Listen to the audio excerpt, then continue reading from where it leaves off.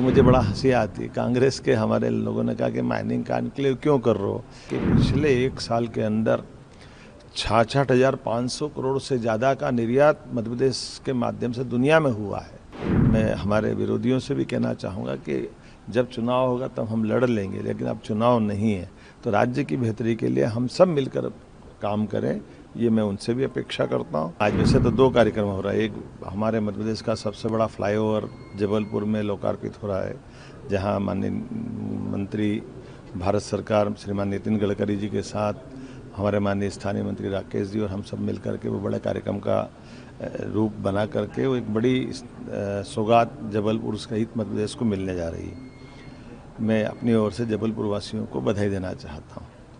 दूसरा, एक बड़ी सौगात हमारी कटनी में माइनिंग मिनरल का खासकर बड़ा सेक्टर है। कटनी, शहडोल, पूरा महाकौशल का बेल्ट, ऐसे में खदान आधारित उद्योगों के लिए हमारी इंडस्ट्री कॉन्क्लेव का हम आयोजन कर रहे हैं और उसी आधार पर प्रदेश भर में ये जो एक अनुकूल माहौल बना नवीनीकरण के आधार पर उद्योगों के लिए, जब हम अपने संसाधनों का बेहतर से बेहतर दोहन करते हुए उनकी दृष्टि से राज्य की बेहतरी के लिए, युवाओं को रोजगार के लिए, गरीबों को काम के लिए, महिला किसान सबकी बेहतरी के लिए लगातार सरकार काम कर रही है।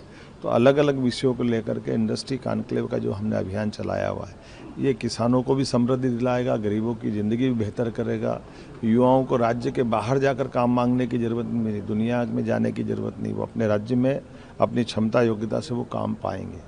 हमारी सरकार लगातार काम कर रही है और मुझे बड़ा हंसी आती है। कांग्रेस के हमारे लोगों ने कहा कि माइनिंग कॉन्क्लेव क्यों कर रहे हो। अब आप बताइए, माइनिंग कॉन्क्लेव का ही परिणाम है कि पिछले एक साल के अंदर 66,500 करोड़ से ज़्यादा का निर्यात मध्य प्रदेश के माध्यम से दुनिया में हुआ है। अब ये 6% की ग्रोथ रेट हमारी पिछले साल, इस साल की रही है, एक साल के अंदर पिछले साल की तुलना में।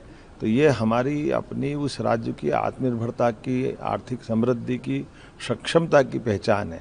मैं हमारे विरोधियों से भी कहना चाहूँगा कि जब चुनाव होगा तब हम लड़ लेंगे, लेकिन अब चुनाव नहीं है तो राज्य की बेहतरी के लिए हम सब मिलकर काम करें, ये मैं उनसे भी अपेक्षा करता हूँ और उम्मीद करता हूँ सबके सहयोग से मध्य प्रदेश देश का नंबर 1 राज्य बनेगा। इस भावना के आधार पर पुनः कटनी के अंदर आने वाले देश भर के अलग अलग माइनिंग सेक्टर के स्वनाम धन्य बड़े बड़े जो महारथी आ रहे हैं, बड़े बड़े औद्योगिक घराने आ रहे हैं, उनके साथ मिलकर के हम राज्य की बेहतर के लिए जो बेहतर से बेहतर हो सकता है वो हम सब करेंगे।